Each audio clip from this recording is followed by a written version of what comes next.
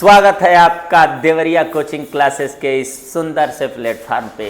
फिर एक बार हम और आप एक साथ यहाँ उपस्थित हैं और आज हम हैं सेट नंबर 5 के साथ। निश्चित रूप से हमारा और आपका जो वादा है वह वादा है प्रीवियस ईयर के जो 7 सेट के पेपर हैं उन 7 सेट पेपरों को बेहतर तरीके से हल करने का और इससे आगामी जो परीक्षा है उसमें इनके सहायता से बेहतर करने का।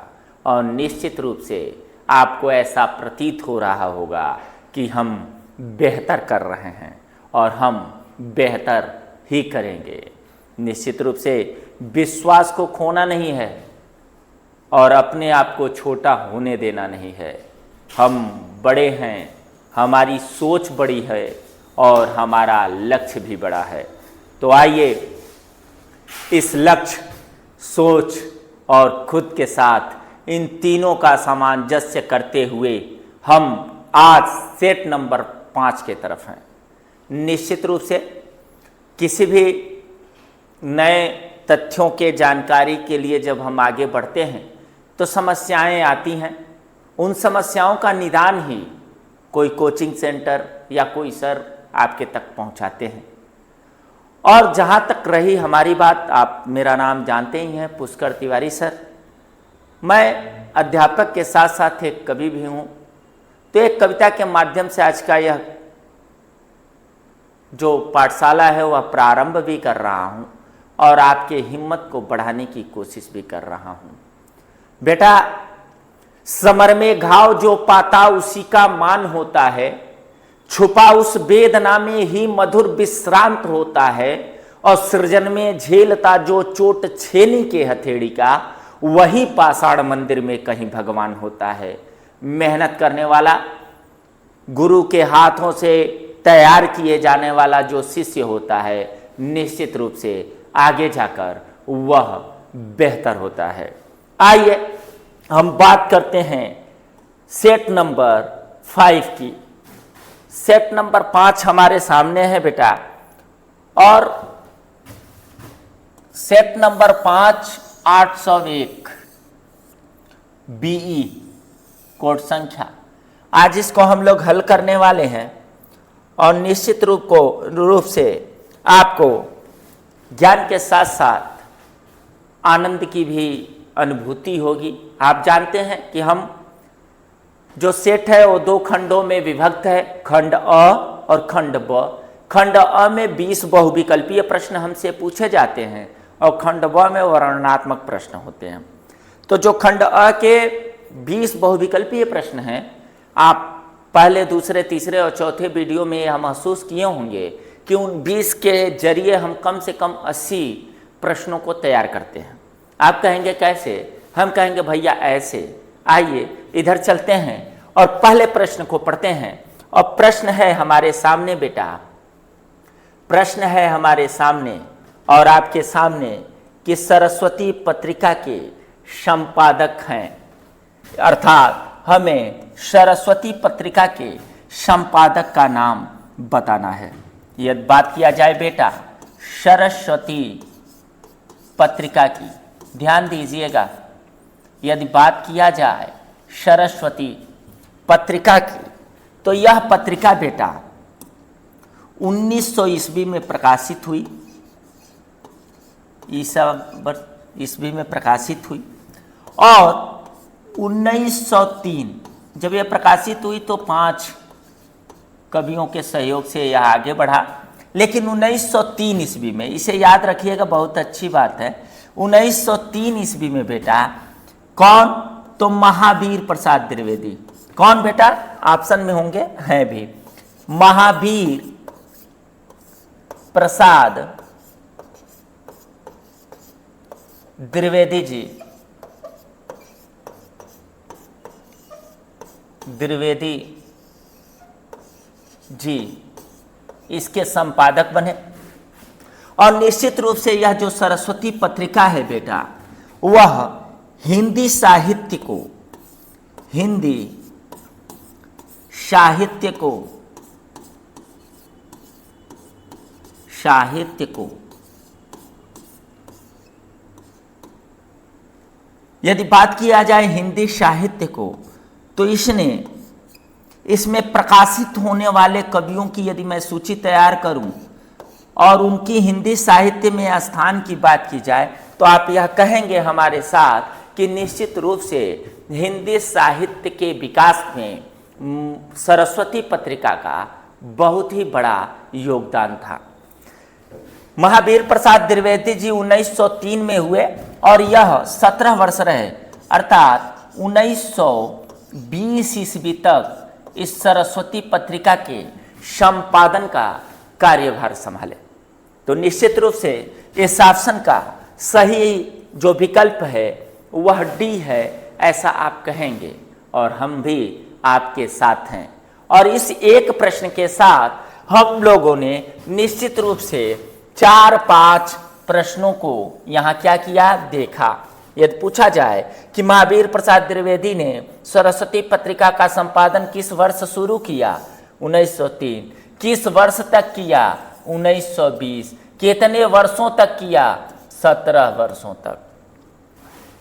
सरस्वती पत्रिका किस प्रकार की पत्रिका है, तो यह हिंदी साहित्य की बहुत ही प्रतिष्ठित पत्रिका है। कौन सी पत्रिका है बेटा? प्रतिष्ठित पत्रिका है, प्रतिष्ठित पत्रिका है। और निश्चित रूप से इसके ऑप्शन हम महावीर प्रसाद द्विवेदी को लगाते हुए क्वेश्चन संख्या 2 के तरफ चलना चाहेंगे। और क्वेश्चन संख्या 2 निर्मला आ गया। निर्मला किस विधा की रचना है? विधा से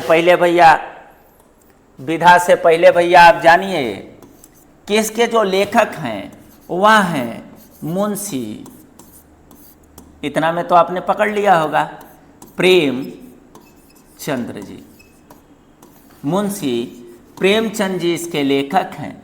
और इन्हें आपको मैंने कई 2 लगातार उधर 2 सेटों में बताया कि इन्हें उपन्यास सम्राट कहा जाता है, सम्राट कहा जाता है, यानी ये उपन्यास सम्राट हैं मुंशी प्रेमचंद जी। और इस निर्मला में बेटा सामाजिक, आप जान रहे हैं कि मुंशी प्रेम जी सामाजिक बुराइयों को, समाज में फैली हुई असंवेदनशील जो घटनाएं होती थी उन घटनाओं को अपना मुद्दा बनाते थे। तो इन्होंने इसमें 2 घटनाएं लिया। पहला दहेज प्रथा, दहेज प्रथा, और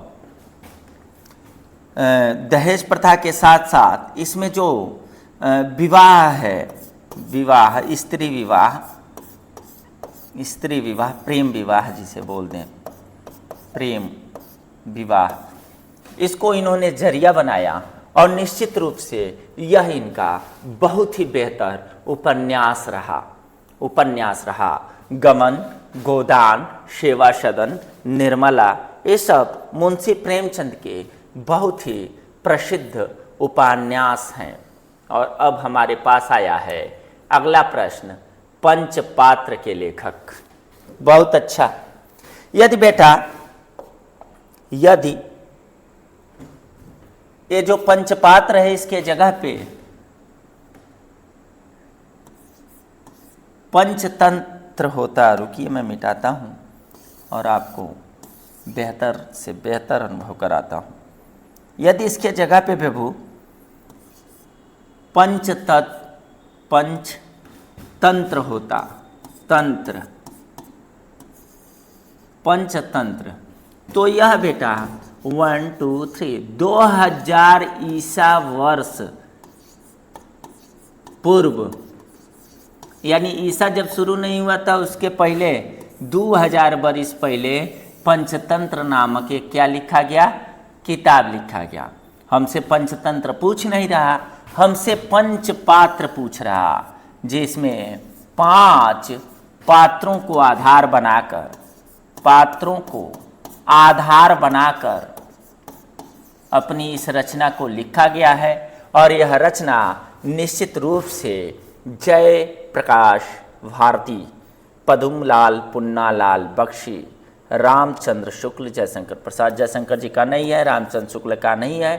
पंचपात्र जय प्रकाश भारती जी का होगा। पद्मलाल पुन्नालाल बख्शी हैं। तो निश्चित रूप से पंचपात्र जो है वह रचना है। याद रखिएगा, पंचतंत्र की बात नहीं हो रही है, बात हो रही है पंच पात्र की। जब बात आई हिमालय की पुकार, तो निश्चित रूप से हिमालय की जो पुकार है वह बहुत ही प्यारे लेखक हैं हिंदी के जयप्रकाश भारती जी। जयप्रकाश भारती जी निश्चित रूप से हिमालय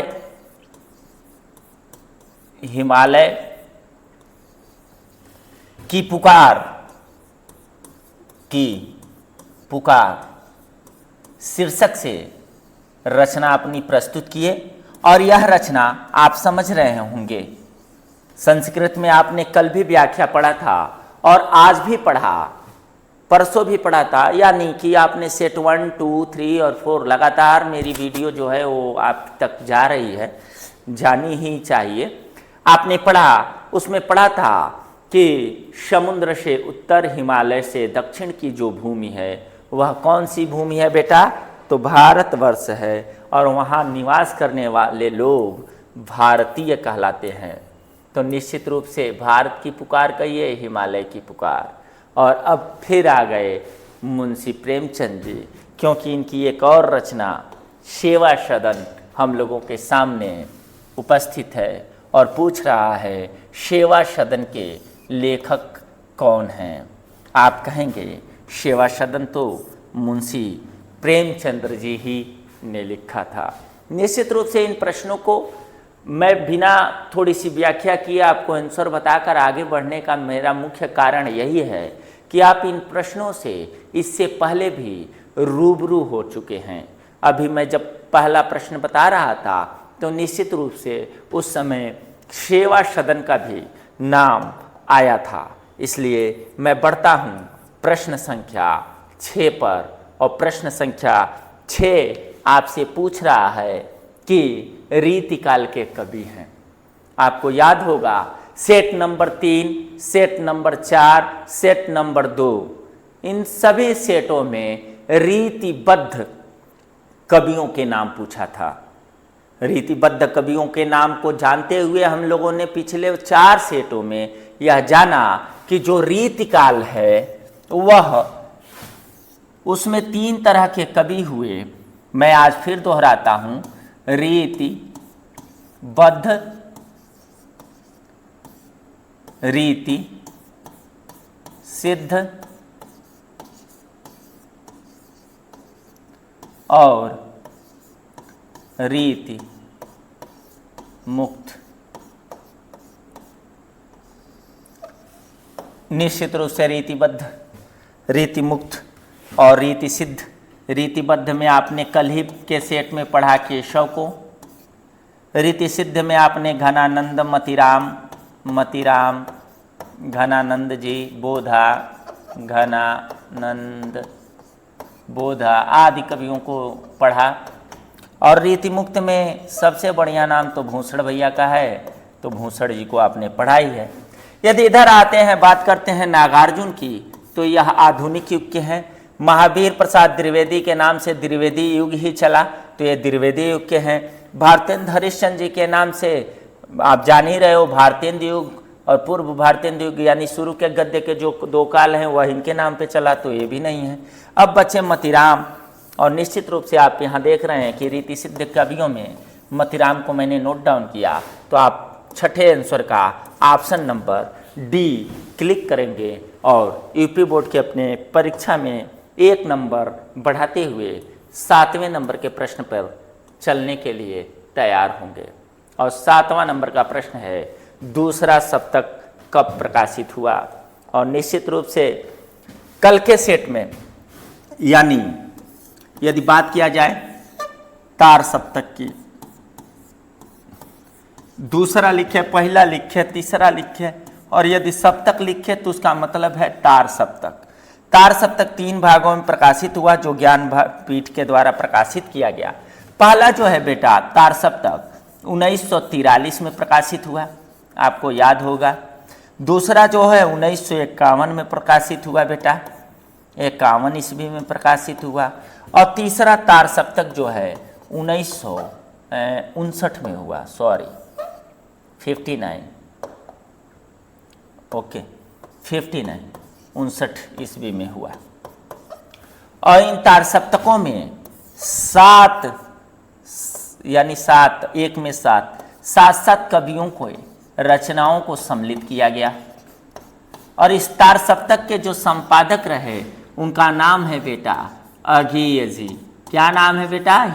सच्चिदानंद हीरानंद बादशाह अघेय जी इसके संपादक रहे।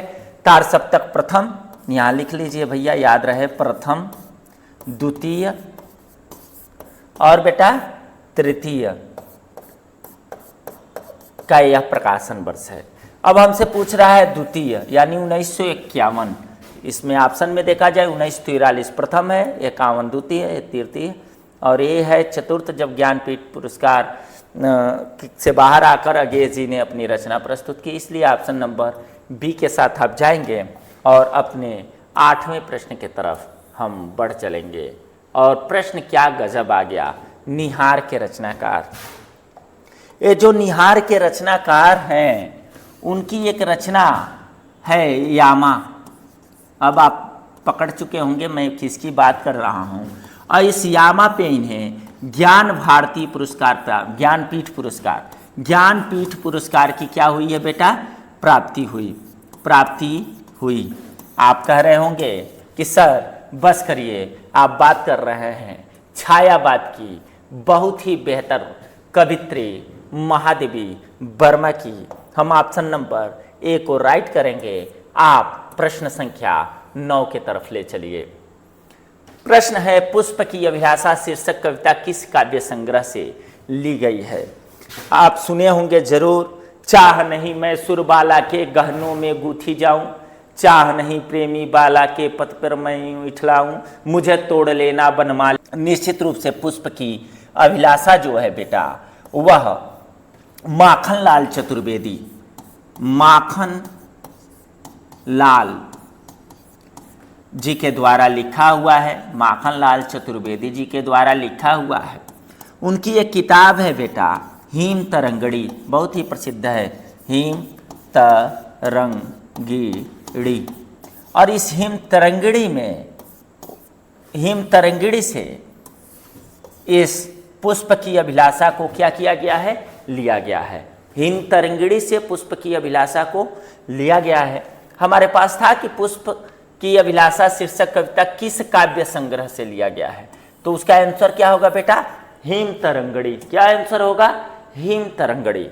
यदि हम देखें तो इधर यामा है, महादेवी वर्मा की रचना है, आपको मैंने बताया ही।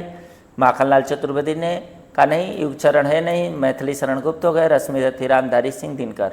यानी यहाँ चारों ऑप्शन गलत हैं। इसका उचित ऑप्शन होगा हिम तरंगिणी। और मैं इन चारों ऑप्शनों के साथ जाना पसंद नहीं करूँगा क्योंकि मेरा जो ऑप्शन है वह है हिम तरंगिणी। इस क्वेश्चन को आप स्टार बनाकर बेहतर तरीके से याद रखेंगे ऐसा मैं मानता हूँ। और यह प्रश्न आया छायावाद युग की मुख्य विशेषता है। बहुत ही बेहतर प्रश्न है। मैं हंसा इसलिए क्योंकि अभी हम जब पुष्प की अभिलाषा पढ़ रहे थे तो उसमें यामा आया था जिसमें हम लोगों ने महादेवी वर्मा का जिक्र किया। उससे पहले हम लोगों ने एक प्रश्न आया था निहार के लेखक, तो हमने महादेवी वर्मा का नाम लिया और छायावाद का नाम लिया और फिर छायावाद से रिलेटेड प्रश्न ही है। छायावाद युग की मुख्य विशेषता क्या है?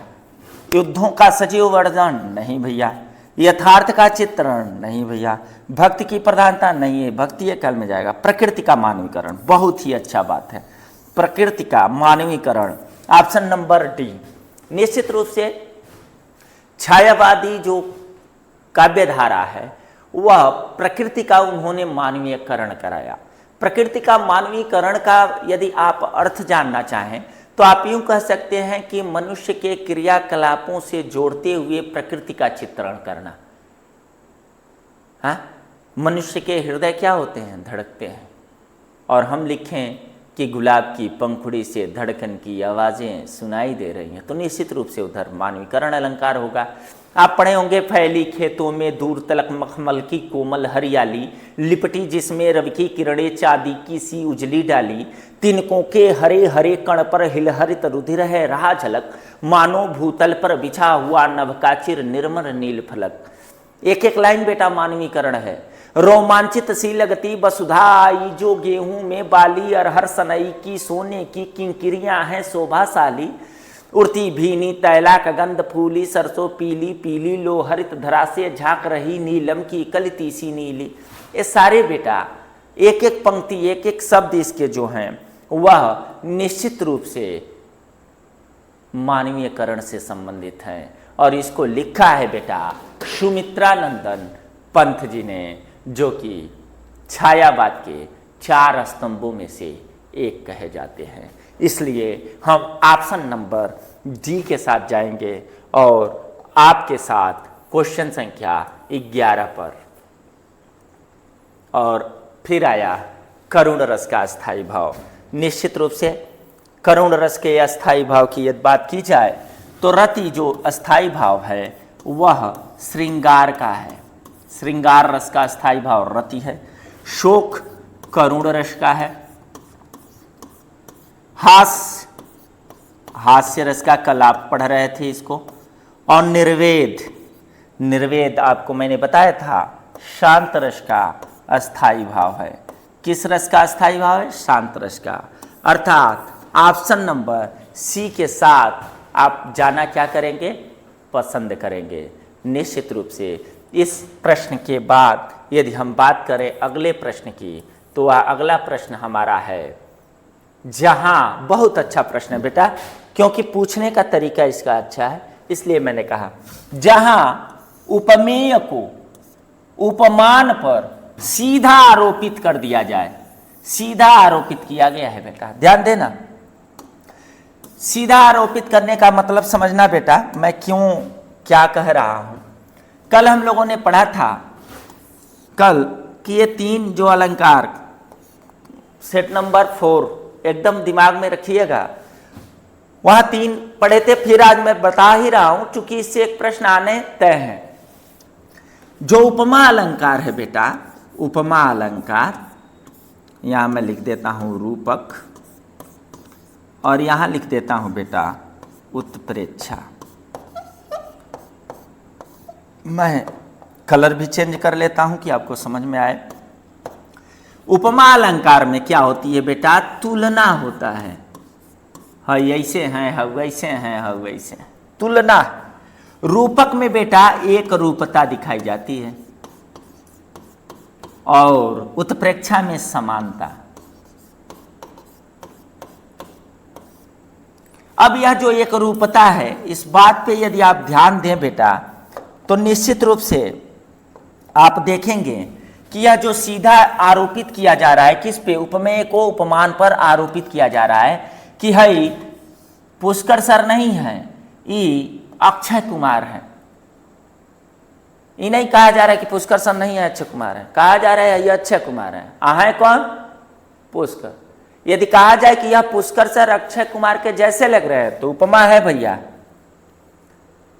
उपमा है। लेकिन कहा जाए कि पुष्कर सर अक्षय कुमार हैं, तब रूपक अलंकार। यानी सीधा क्या किया जा रहा है? आरोपित किया जा रहा है। तो निश्चित रूप से यहाँ ऑप्शन में भी वही है, तीनों है। उपमा है नहीं होएगा, रूपक होगा। हम सही जवाब रूपक को ही चुनेंगे, उत्प्रेक्षा नहीं होगा। अनुप्रास आप जान ही रहे हो, एक वर्ण की आवृत्ति एक से अधिक बार होती है, चूंकि वो शब्द अलंकार के भेद हैं और ये अर्थ अलंकार के भेद हैं। अर्थ अलंकार के भेद हैं। निश्चित रूप से आप बेहतर तरीके से पढ़ रहे हैं और हम आ गए हैं सोरठा पे, और कल भी सोरठा था। अर्थात सेट नंबर 3, 4, 5 आज 5वें पे हैं। और 5 में बेटा निश्चित रूप से हम लोगों ने सोरठा को क्या किया? पढ़ा। सही बात है कि नहीं? 5 में हम लोगों ने सोरठा को क्या किया? पढ़ा। और आज 5वें नंबर पे भी सोरठा है। हम सोरठा को बताते हुए सेट नंबर 3, 2, 1 में भी बताए थे कि सोरठा एक अर्धसम मात्रिक छंद है। अर्धसम मात्रिक क्या है बेटा? छंद है। इसमें कितने चरण होते हैं? चरणों की संख्या इसमें कितनी है बेटा? तो 4 है।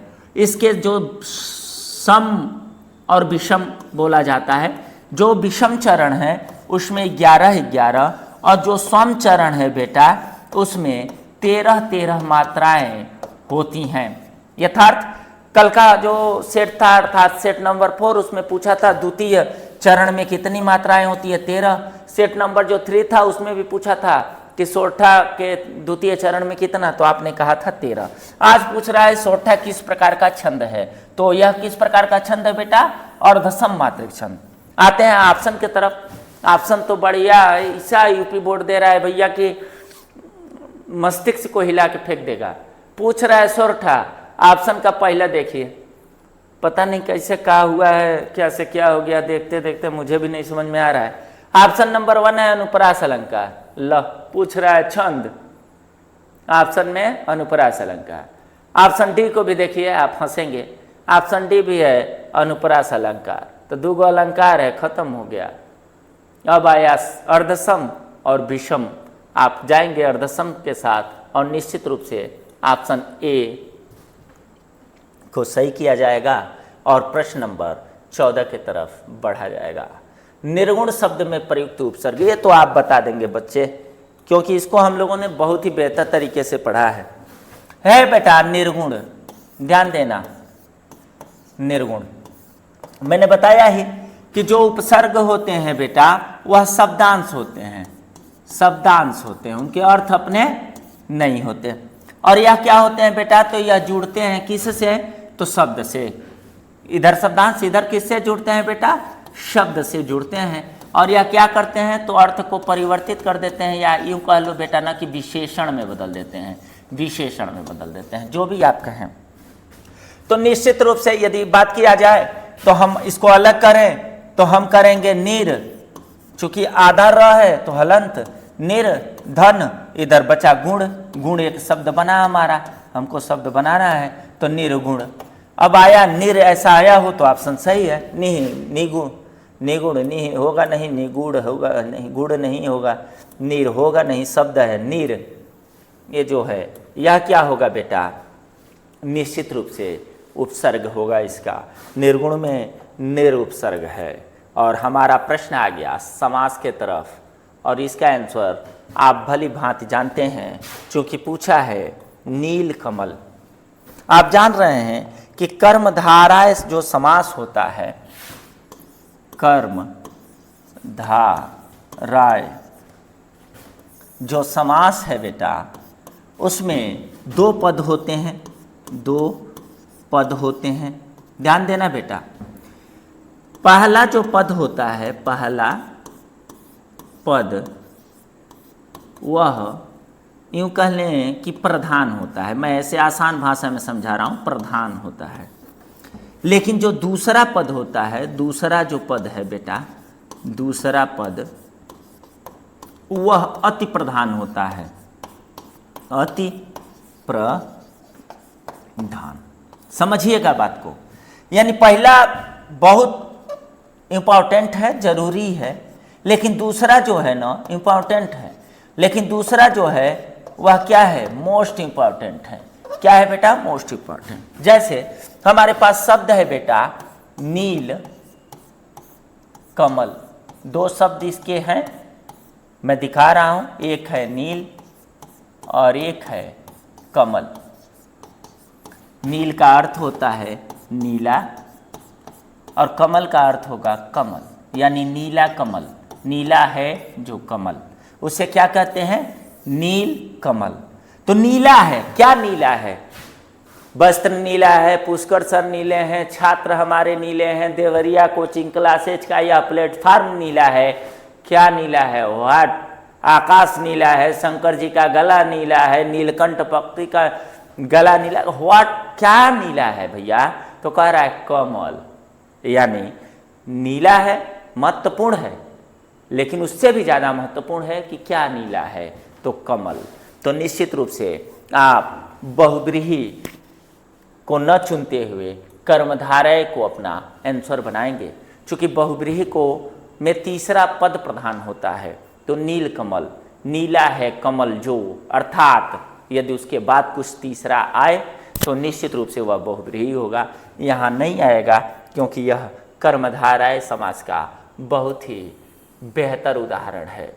और हम पहुँच गए हैं ऐसे ही करते करते कहाँ भैया, प्रश्न नंबर 16 पर। और 16 पूछ रहा है देव नदी का पर्यायवाची शब्द है। पहले बात कर लिया जाए देव नदी। देव कहिए चाहे सुर, सुर का मतलब भी क्या होता है, देवता। तो सुर असरी मने नदी। सूरसर किसे कहते हैं, एक दिन आया भी था बेटा, तो आपने कहा था गंगा को। किसको बेटा, ओ सॉरी, गंगा को।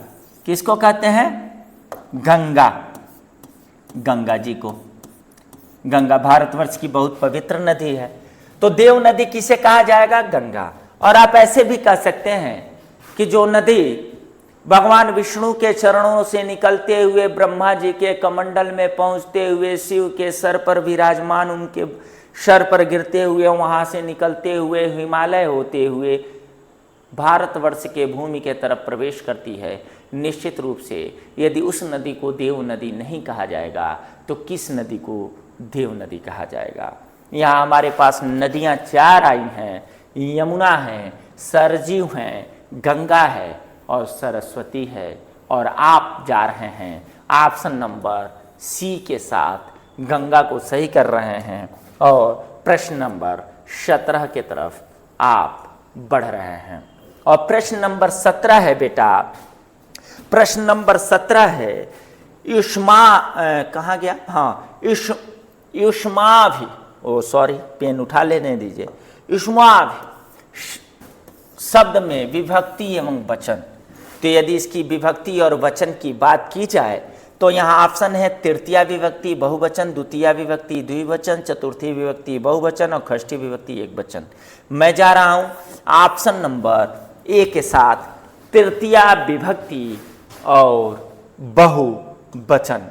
और निश्चित रूप से आप भी हमारे साथ होंगे और हमारे उद्देश्य को समझते हुए अपने महत्वपूर्ण समय को इस प्लेटफार्म पर देकर अपने लक्ष्य के तरफ जाने के लिए आप उत्साहित हैं। और आपका यह उत्साह ही हमें यह प्रेरणा दे रहा है कि मैं आपको बेहतर से बेहतर शिक्षा दूं। तो आइए हम चलते हैं, 3 क्वेश्चन दूर हैं हम खंड ब से, और हम चलते हैं अपने क्वेश्चन नंबर 18 पर यानी 18 पर।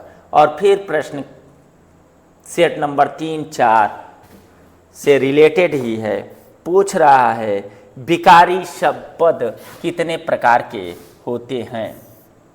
तो मैंने आपको बताया था कि शब्द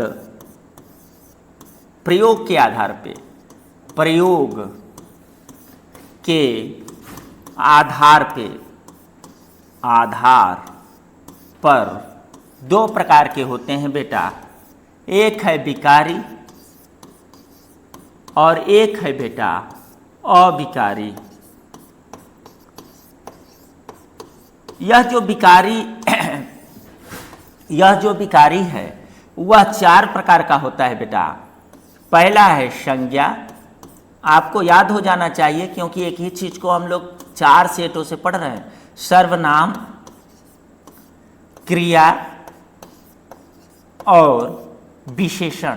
मुझे खोलकर इसलिए इनको पढ़ाना पड़ रहा है बेटा, मैं चाहता तो आपको ऑप्शन 1, 2, 3, 4 करके ही आगे बढ़ जाता, लेकिन रोज मुझे यहाँ नाम लिखने की इसीलिए जरूरत पड़ जा रही है कि यदि आपसे पूछ दे, मान लीजिए ऑप्शन में दे संज्ञा, सर्वनाम, क्रिया और क्रिया विशेषण, इनमें से कौन विकारी शब्द नहीं है, तो आप चुनेंगे किसको, तो क्रिया विशेषण को। कब, तो जब आपको पता होगा तब। तो निश्चित रूप से हम एक प्रश्नों के साथ बहुत सारे प्रश्न सीखने की कोशिश करते हैं।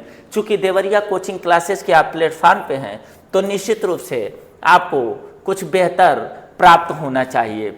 और फिर आया बेटा अर्थ के दृष्टि से वाक्य के भेद।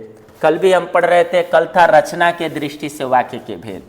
वाक्य के जो भेद हैं, वाक्य के जो भेद हैं बेटा, वह दो हैं।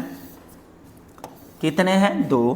पहला है बेटा अर्थ के आधार पे, अर्थ के आधार पर, और दूसरा है बेटा रचना के आधार पर, रचना के आधार पर। याद कर लीजिए, इनमें से एक आने वाला है आप में, आधार पर।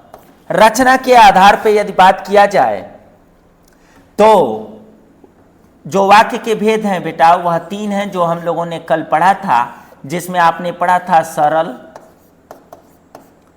संयुक्त और मिश्रित। और अर्थ के आधार पे 8 भाग होते हैं, जिसमें प्रश्नवाचक, निषेधात्मक, विस्मयादिबोधक शब्द आदि शब्द आते हैं। निश्चित रूप से ऑप्शन की तरफ चलें, 2 है, नहीं होगा।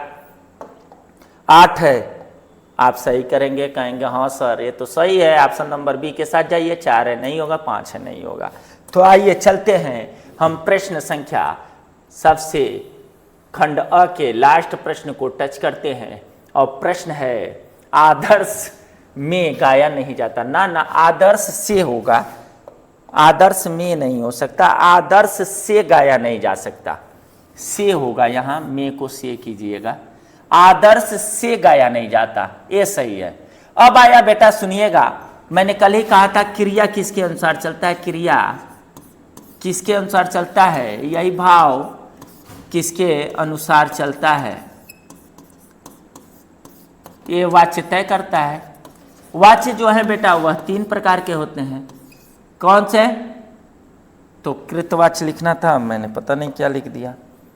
मैं धीरे से इसी को बनाऊंगा। कौन सा बेटा?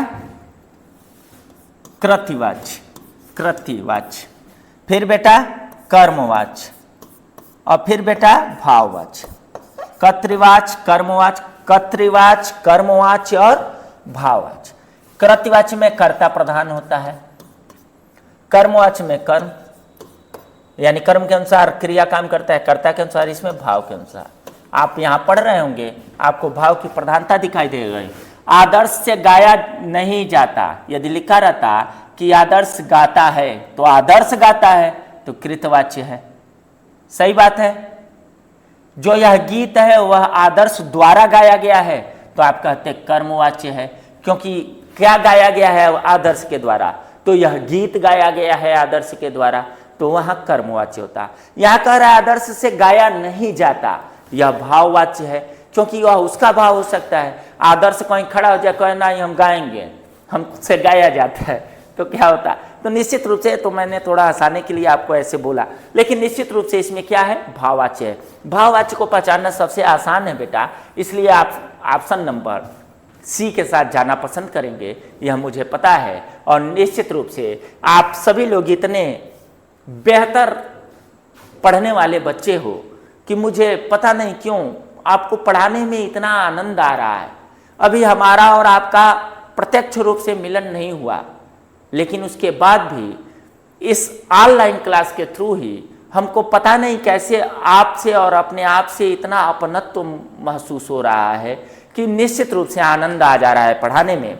आइए हम चलते हैं आप सभी स्वजनों के साथ खंड ब के तरफ। और खंड ब में जैसा कि आप जानते हैं कि पहला प्रश्न गद्य पे रिलेटेड, दूसरा पद्य से रिलेटेड, तीसरा संस्कृत के अनुवाद होंगे, चौथे श्लोक होगा, पांचवा जीवन परिचय होगा, छठा काव्य का जीवन परिचय होगा, सातवां, ऐसे करके 10 प्रश्न हम लोगों को प्राप्त होंगे। और वह 10 प्रश्न बेटा निश्चित रूप से आप बेहतर तरीके से जानते भी हो।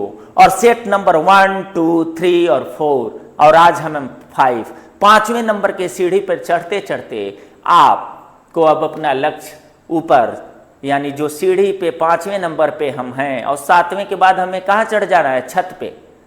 छत पे हम चढ़ने वाले हैं भैया। ये सीढ़ी पीछे है और हमें यहां से दिख रहा है कि छत कहाँ है, तो निश्चित रूप से अब हमें आसानी महसूस होगी।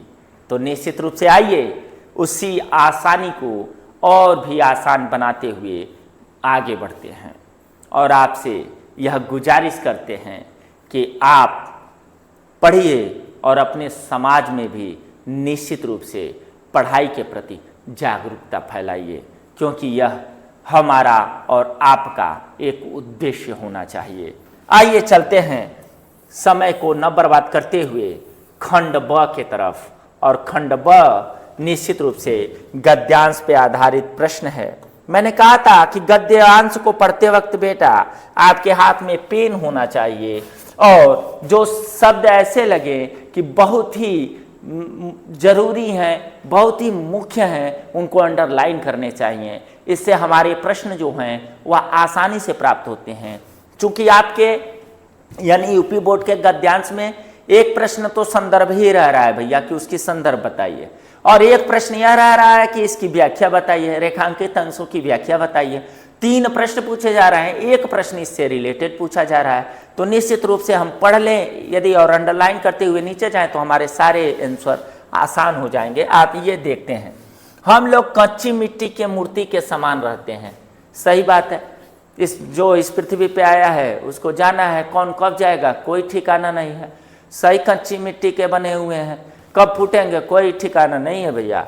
जिसे जो जिस रूप का चाहे उस रूप का करे, चाहे राक्षस बनावे चाहे देवता बनाए। ये तो और बेहतर बात हो गया। जैसे आप बेटा विद्यार्थी और अध्यापक का जो रिलेशन होता है, निश्चित रूप से गांव में आपने देखा होगा, चाक पर बैठा हुआ कुम्हार जब एक मिट्टी को लेता है तो सबसे पहले वह क्या करता है, वह उस मिट्टी को खेत से कुदाल से कोड़ता है, लेकर आता है, उसे पीटता है, यानी उसके छोटे छोटे कण में उसको करता है, अर्थात उसको एकदम महीन आटे के जैसे बनाता है। फिर उसे पानी डालकर साना जाता है, फिर उसको पीट पीट कर एक डंडे से उसमें से कंकड़ पंकड़ निकाला जाता है। फिर उस मिट्टी को चाक पे रखकर और उसे अलग अलग स्वरूपों में दिया, ढकनी, कलश, बहुत सारे तथ्यों का निर्माण हो सकता है। आप जान रहे हो मूर्ति का भी निर्माण हो जाता है।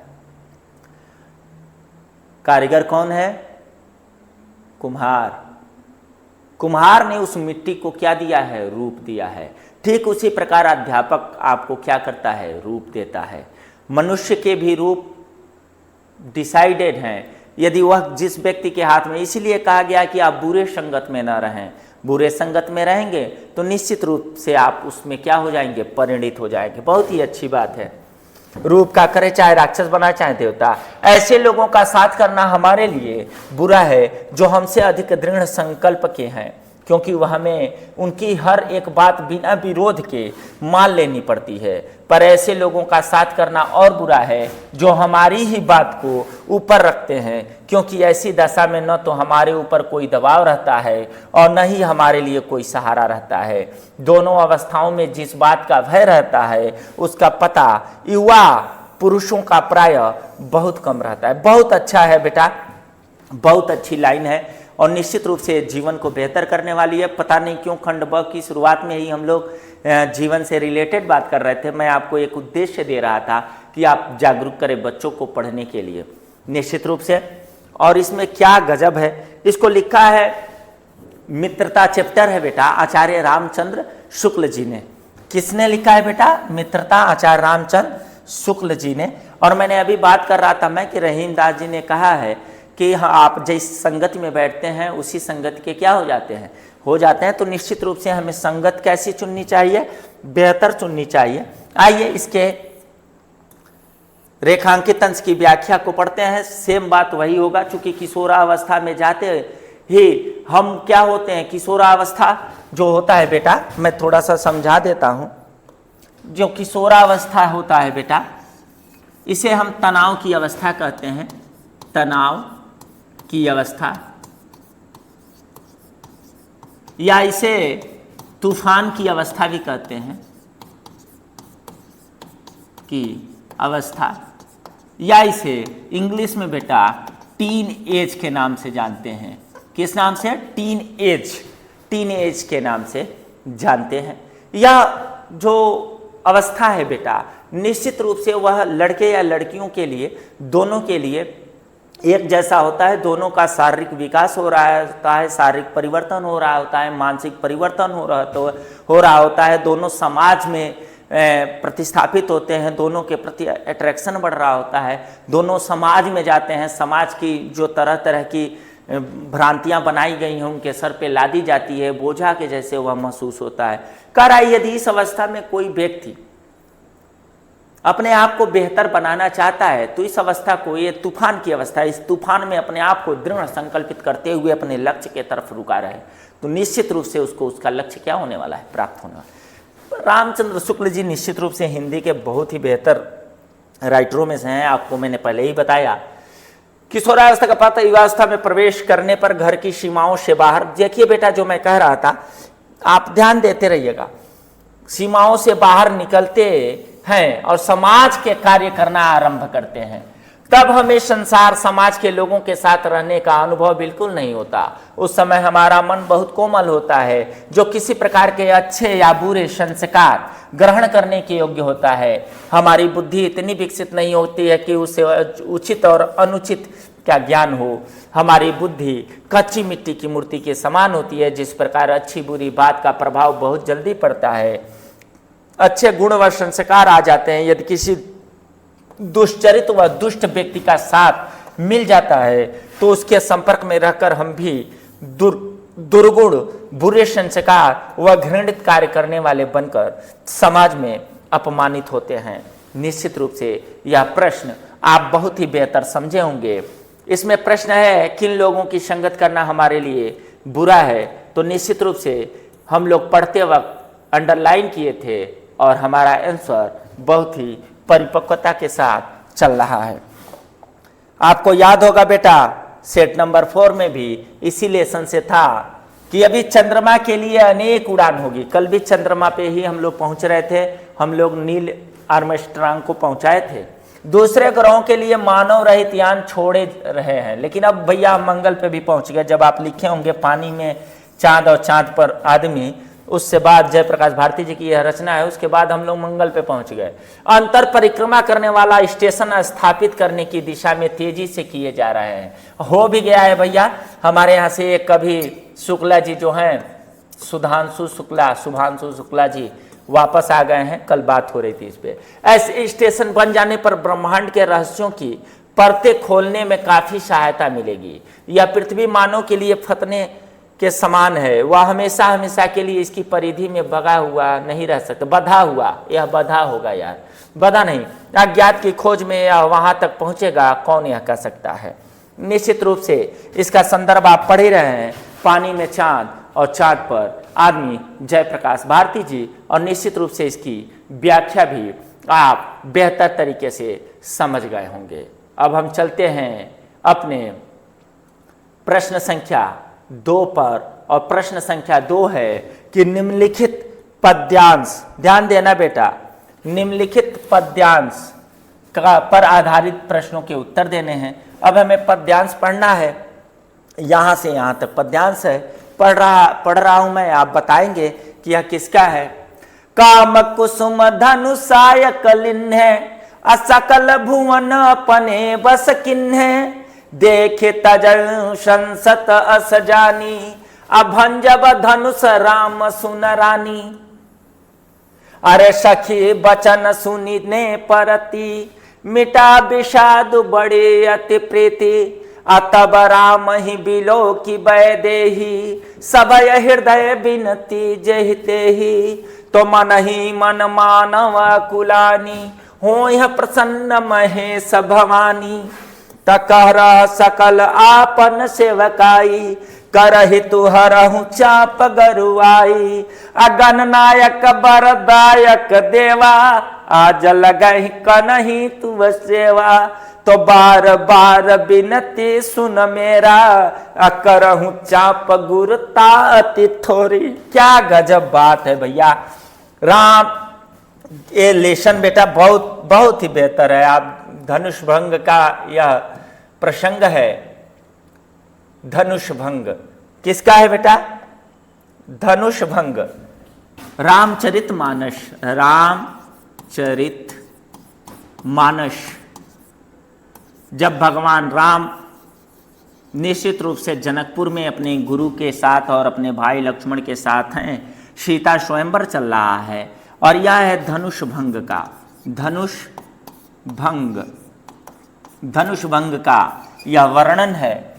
भगवान राम इस समय धनुष तोड़ने के लिए आगे बढ़ रहे हैं, सभी लोग उनके तरफ बहुत ही बेहतर तरीके से देख रहे हैं। इसके अर्थ को पढ़ना बेटा बहुत ही बेहतर है, मैं पढ़ के सुना भी देता हूं।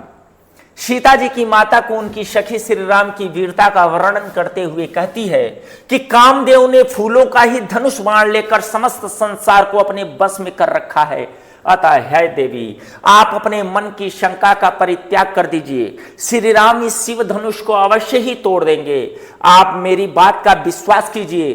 तुलसीदास जी ने सीता जी के हृदय रूपी भय का वर्णन करते हुए कहा है कि सीता श्री राम को देखकर व्याकुल होकर मन ही मन विनती कर रही हैं कि हे महेश भवानी, हे मां पार्वती, आप मुझ पर प्रसन्न हो जाइए। आज तक मैंने जो आपकी सेवा की है उसका फल मुझे दीजिए तथा मेरा कल्याण कीजिए। इस शिव धनुष के भारीपन को हरण कर लीजिए, इतना हल्का कर लीजिए कि निश्चित रूप से इनसे उड़ जाए।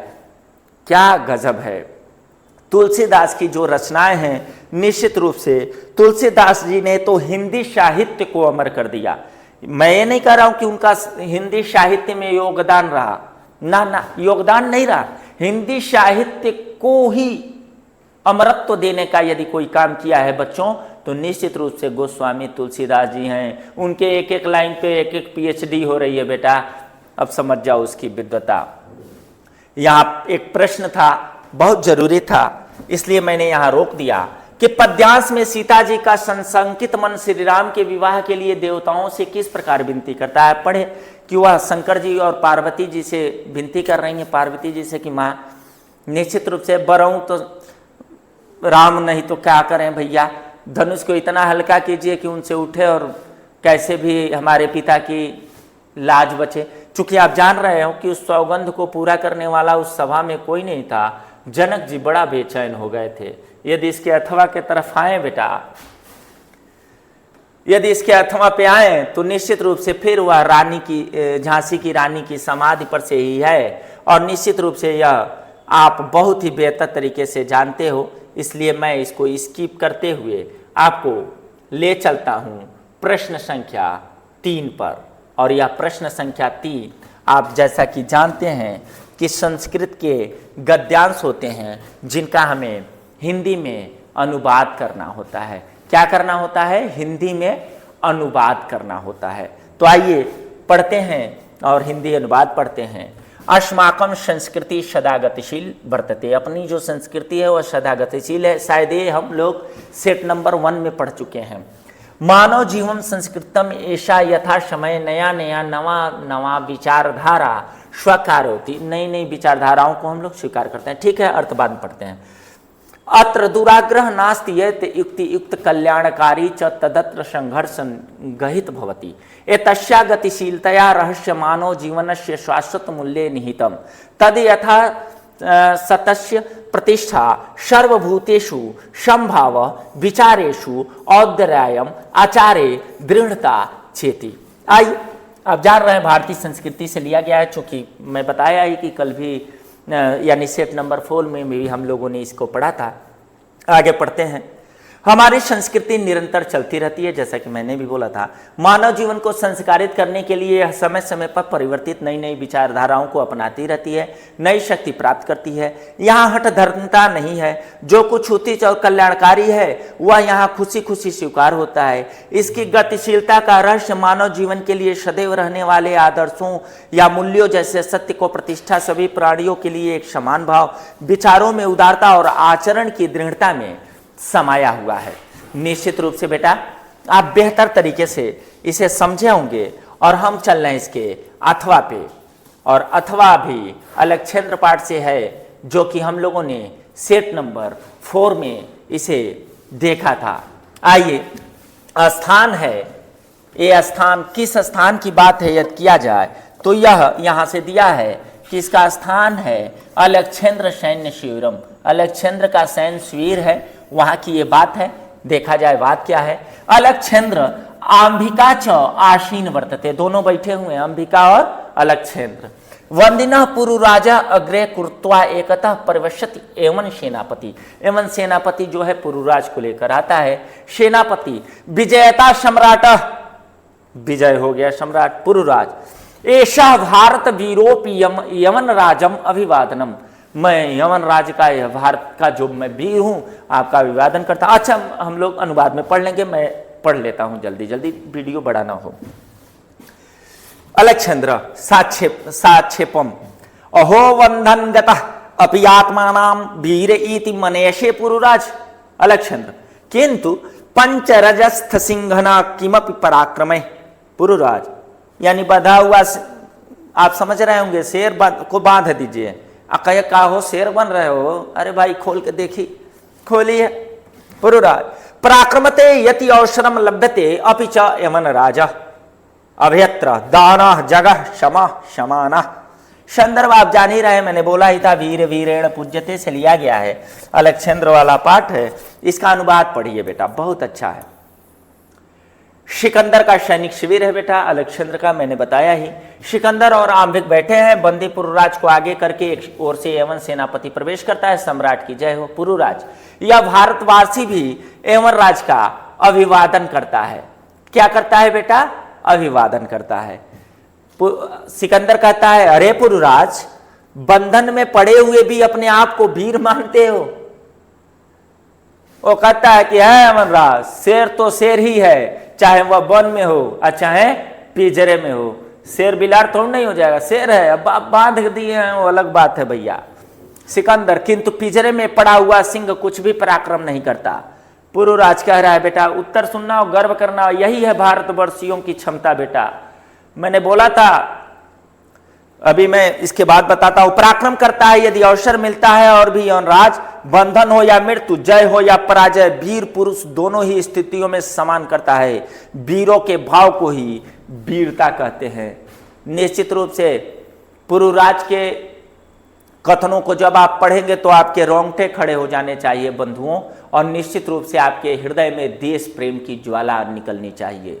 मैंने जब पढ़ा था इसे बेटा, तो निश्चित रूप से मैंने 4 लाइन लिखा भी था कि आज फिर देशभक्ति मेरे रग रग में समाई है, भूली बिसरी यादें फिर रक्त बन आंखों में आई हैं। गुलामी के जंजीरों को हमने तोड़ तो दिया, फिर आजाद भारत को हमने छोड़ क्यों दिया।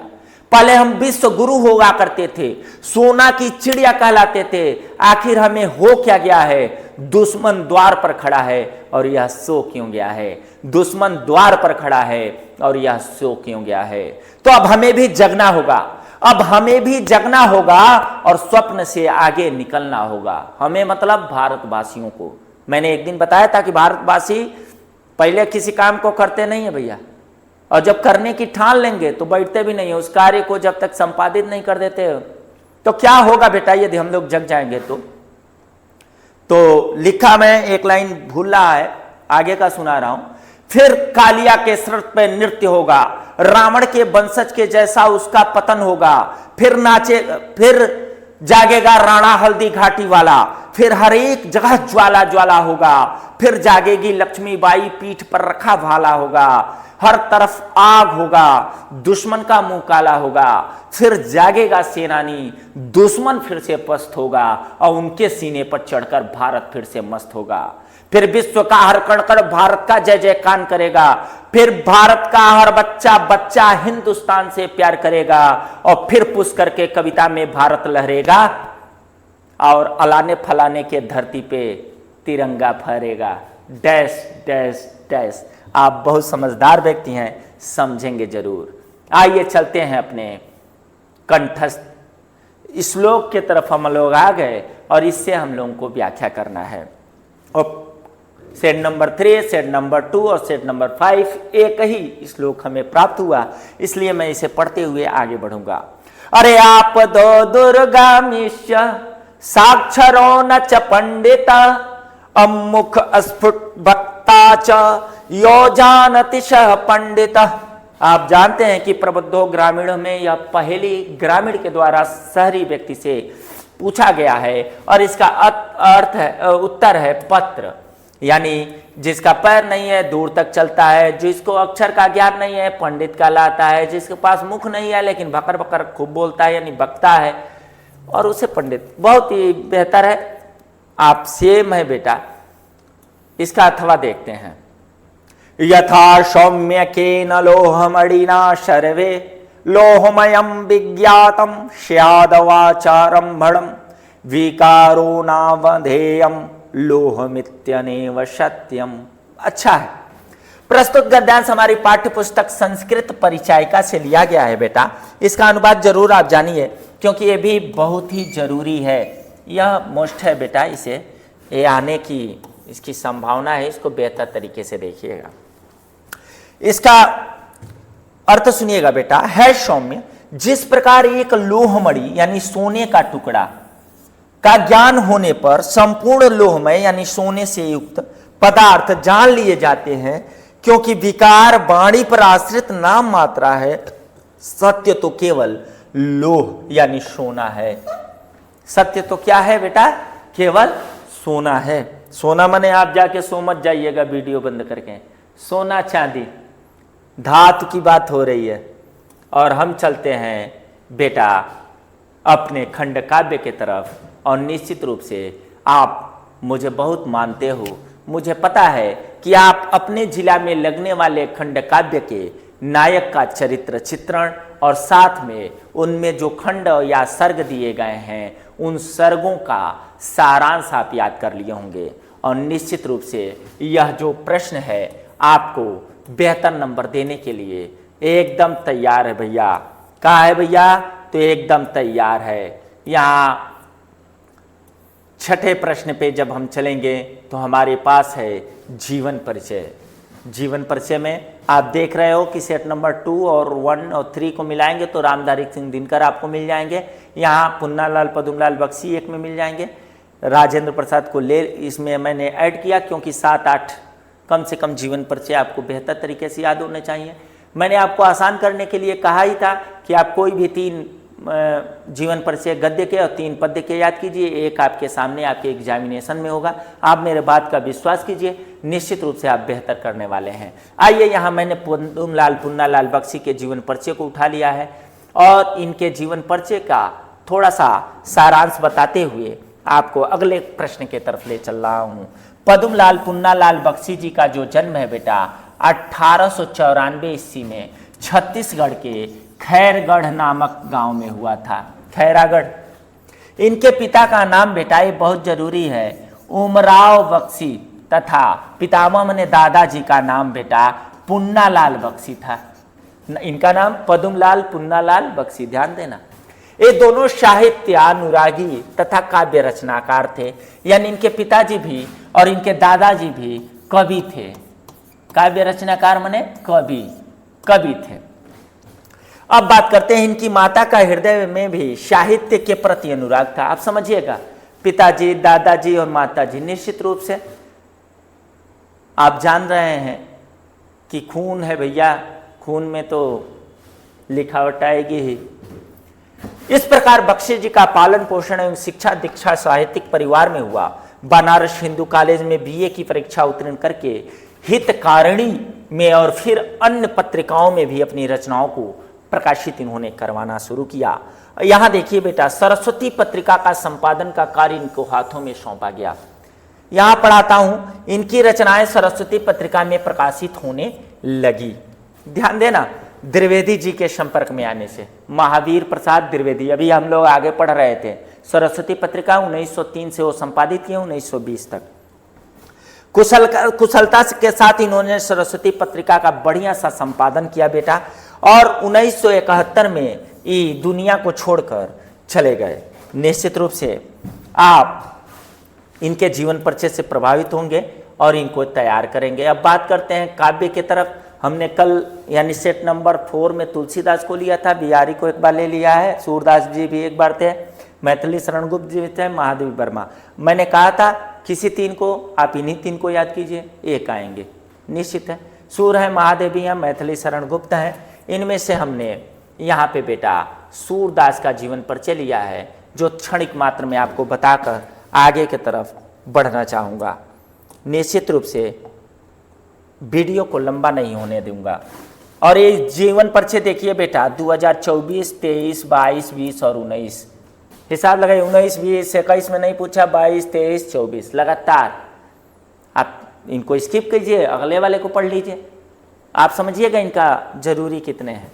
भक्तिकालीन महाकवि शूर का जन्म रून कथा नामक ग्राम में 1478 ईस्वी में पंडित रामदास जी के घर हुआ था। पंडित रामदास सारस्वत ब्राह्मण थे, कुछ विद्वान इनका जन्म सिंघी नामक स्थान को बताते हैं, क्योंकि इनके जन्म के समय को लेकर और इनके जन्म के स्थान को लेकर आज भी विद्वानों में मतभेद है। इतना ही नहीं, विद्वानों में तो यह भी मतभेद है कि वह जन्म से अंधे थे या नहीं। इस संदर्भ में देखिए विद्वानों में मतभेद हैं। वे हिंदी भक्त कवियों में शिरोमणि माने जाते हैं और निश्चित रूप से जो वात्सल्य रस है उसके पिता माने जाते हैं। सूरदास जी के जो गुरु हैं वह वल्लभाचार्य जी हैं और यह गौ घाट पर बैठकर भगवान की भक्ति किया करते थे। फिर इन्हें उनके आशीर्वाद से श्रीनाथ मंदिर का एक कीर्तन मंडली में इनको स्थान मिला। और यह वल्लभाचार्य के जो पुत्र थे विट्ठल दास जी, उन्होंने अष्टछाद के कवियों का निर्माण किया, जिसमें सूरदास जी का महत्वपूर्ण स्थान रहा। अंत में पारसौली नामक ग्राम में 1883 ईस्वी में इनकी मृत्यु हो गई। क्या हो गई बेटा? मृत्यु हो गई सूरदास जी की। और सूरदास जी की 3 रचनाएं हैं, सूर सागर, सूर सरावली और साहित्यिक लहरी। अब आइए कंठस्थ श्लोक के तरफ। सर्वे भवन्ति सुखिनः, भारत का तो यह मूल मंत्र है और निश्चित रूप से भारत की यह पहचान भी है। भारत को लोग, यदि लोग का अर्थ है विश्व, विश्व जिस नज़र से देखता है निश्चित रूप से वह नज़र ऐसी ही है। हमारा भारत देश ऐसा ही है, हमारे भारत का विचार ऐसा ही है। भारत अर्थात भारत में रहने वाले लोगों का, हमारा और आपका क्या है? तो सर्वे भवन्ति सुखिनः, सर्वे सन्तु निरामया, सर्वे भद्राणि पश्यन्तु माँ कश्चित् दुख भाग भवेत्। सभी लोग सुखी रहें भैया, मजे में रहें। अब हमारा प्रश्न चला है बेटा पत्र के तरफ और निश्चित रूप से 4 सेटों में आपने पत्र को बहुत ही बेहतर तरीके से समझा। मैंने उनका फॉर्मेट समझाया, लेकिन आज मैं पढ़ के आपको सुनाना चाहूँगा। प्रिय भाई के पास लिखना है बेटा का, तो प्रतियोगिता में प्रथम स्थान प्राप्त करने के लिए उनको बधाई देना है। बधाई पत्र है भैया। तो प्रिय भाई का स्थान प्रिय मित्र और तुम्हारी चचेरी बहन के स्थान पर तुम्हारा तुम्हारी मित्र सहेली। ये क्या मैंने दे दिया है बेटा? यह आपको दे दिया है मैंने। क्या बताइए? यह आपको मैंने एक राह दिया है। क्या दिया है? सड़क तैयार किया है भैया, ये आपके लिए। लीजिए पूरा मैं तैयार करे देता हूं। और इसे हम बोलते हैं संकेत वाक्य। संकेत शब्द है, संकेत, संकेत दिए। अब यहां से हमने शुरू किया। परीक्षा भवन दिल्ली, दिनांक 17 मार्च। इतना प्रिय मित्र आरव या प्रिय भाई, यहाँ चूंकि भाई होगा, चचेरा भाई हो, ममेरा भाई हो, कौनो भाई हो, हम लिख लिए चचेरा भाई आरो। नमस्कार, मैं यहाँ कुशलता से हूँ और आशा करता हूँ कि तुम भी सकुशल होगे। तुम्हारा पत्र मिला जिसके द्वारा पता चला कि तुमने वाद विवाद प्रतियोगिता में प्रथम स्थान प्राप्त किया है। सुनते ही मुझे अपार हर्ष की अनुभूति हुई। वास्तव में यह हम सबके लिए बड़े गर्व की बात है। वैसे यह तुम्हारे कठिन परिश्रम का ही फल है, जिसने तुम्हें ही नहीं बल्कि हमें भी गौरवान्वित होने का अवसर दिया है। ईश्वर से प्रार्थना है कि तुम जीवन में इसी तरह से नई नई सफलताएं अर्जित करते रहो। पूज्य अंकल आंटी जी को मेरा प्रणाम करना, स्नेह को मेरा स्नेह कहना। मैं शीघ्र ही परिवार के साथ तुमसे मिलने आ रहा हूँ। तुम्हारा मित्र क ख ग घ अंग च छ ज झ इया। और चलते हैं अब सीधे हम निबंध के तरफ और बात करें यदि हम निबंध की, तो निबंध की पहले यहाँ बात करते हैं हम यहाँ बात करते हैं निबंध की। बात निकली है तो दूर तक जाएगी। बात करते हैं बेटा निबंध की। किसकी बात कर लेते हैं? निबंध की। ओए यार पेन बताओ दिमाग। ये जो निबंध है उसमें हम 4 चीजें, पहला प्रस्तावना, इसको और क्या जानते हैं बेटा हम लोग? भूमिका, सही ना? भूमिका। दूसरा में बेटा वही संकेत वाक्य, संकेत वाक्य कहो या मैं कह रहा हूँ बेटा संकेत तो हम ही दे देंगे हैं। यहाँ इसको कह दो बेटा हेडिंग, हेडिंग डालते हैं, हेडिंग। इसकी संख्या कम से कम 3 से 4 होनी चाहिए, 4 से 3 लमसम। और अंत में हम लिखते हैं बेटा उपसंहार। अच्छा, यदि बात किया जाए निबंध की तो आप कहेंगे कि सर ये जो निबंध है, ये जो निबंध है सर, आप ही बताइए कि 4 है तो हम कैसे प्रस्तावना तैयार करें? मान लीजिए कोई विषय वस्तु हमको प्राप्त हुआ, हमको कोई विषय प्राप्त हुआ और उस विषय पे हमें निबंध लिखना है 250 शब्दों में, 300 शब्दों में, 400 शब्दों में। शब्दों की बात अलग है। तो यदि हमें लिखना है सर इस किसी विषय पर निबंध, तो हम क्या करें? तो भैया पहले तो हमें विषय वस्तु को देखना है और विषय वस्तु से ककार के माध्यम से 3-4 गो प्रश्न पूछ लेना है। ककार के माध्यम, ककार मैं आपको बताता हूँ, मैं पेन बदल के बताता हूँ। ककार बहुत अच्छी चीज़ है, आपको आसान करेगा। ककार, देखिए मैं पेन बदलने गया था और फिर मैंने इसी को चुन लिया। ककार बेटा, ककारों की संख्या होती है 6। या हिंदी के ककारों की मैं बात कर रहा हूँ बेटा। पंजाबी सिख समुदाय से यदि कोई होगा तो उनमें भी ककार होते हैं, तो उनमें 5 ककार होते हैं। केस, कंघा, कड़ा, कच्छा और केस, काड़ा, कंघा, कच्छा और कृपाण 5। यहाँ है ककार। ककार में है ये 6 प्रकार, ककार 6 होते हैं, लेकिन ककार 2 प्रकार के होते हैं। एक होते हैं बेटा प्रश्नवाचक, माने प्रश्न करने वाले, और एक होते हैं बेटा क्या, तो उसके व्याख्या को करने वाले, यानी उत्तर देने वाले। तो प्रश्नात्मक ककारों की संख्या 4 है, व्याख्यात्मक की 2 है, और ये मिलके कितना है बेटा? 6। ककार क्या है? क्या, क्यों, कैसे, कब, कहाँ, इसे ककार कहते हैं। तो इससे हम प्रश्न कर लेंगे किस पे लिखना है, क्या लिखना है, यह क्या है। मान लीजिए कोई विषय वस्तु है, तो यह विषय वस्तु क्या है? भारत में भ्रष्टाचार।